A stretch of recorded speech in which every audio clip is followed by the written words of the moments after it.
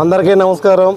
ఏదైతే రగిదాపురం నుంచి సీతనగరం వెళ్ళే రోడ్డు 30 అడుగులే వస్తుందని చెప్పేసి వైసీపీ వాళ్ళు ఏదైతే నిన్న ధర్నా చేశారో దానికోసం ఈరోజు మాట్లాడుతున్నాం.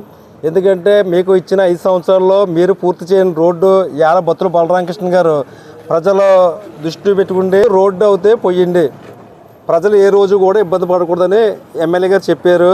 దాని ప్రకారమే ఉన్న రోడ్డుని మట్టికి ముందు పోసి తర్వాత ఏదైతే ఉందో ఈ గ్రామ ప్రజలందరినీ కేకేసి ఇక్కడ ఎవరైతే సైట్ కానీ ల్యాండ్లు కానీ ఎవరికైతే పోనీయో వాళ్ళకి పరిహారం ఇప్పించి వాళ్ళ ప్రజలందరూ దృష్టిలో కూర్చోబెట్టి మాట్లాడి పరిష్కారం మార్గం చూపించాకే కనుమ రోడ్డు కొడతాం జరిగిందని మన ఎమ్మెల్యే గారు చెప్పారు. దాని ప్రకారంగానే ఇది చేస్తున్నారు. కానీ మీకు ఏది కూడా రాజకీయ లబ్ధి కోసం అని చెప్పేసి ప్రజలను ఎవరు కూడా ఇబ్బంది పెట్టొద్దు. వైసీపీ వాళ్ళకి ముఖ్యంగా చెప్తున్నాను, మీరు ఏదైనా ఉంటే ప్రజలకు మేలు చేయండి, కానీ రోడ్డు పోయొద్దు. ఈ రోడ్డు అయితే కావాలని కాదు. ముందు ఎప్పుడో 2019 ముందు టీడీపీ ప్రభుత్వంలో పెందితి వెంకటేష్ గారు బొబ్బులంకలో రోడ్డు వైండింగ్ చేశారు. అప్పటికా నుంచి మీరు బొబ్బులంకలు ఏదైతే చేశారో అది మీరు చేసుకుని రాలేదు. మీరు చేయింది ఎదరోళ్ళు చేయరని చెప్పేసి అపోహపడుతున్నారు.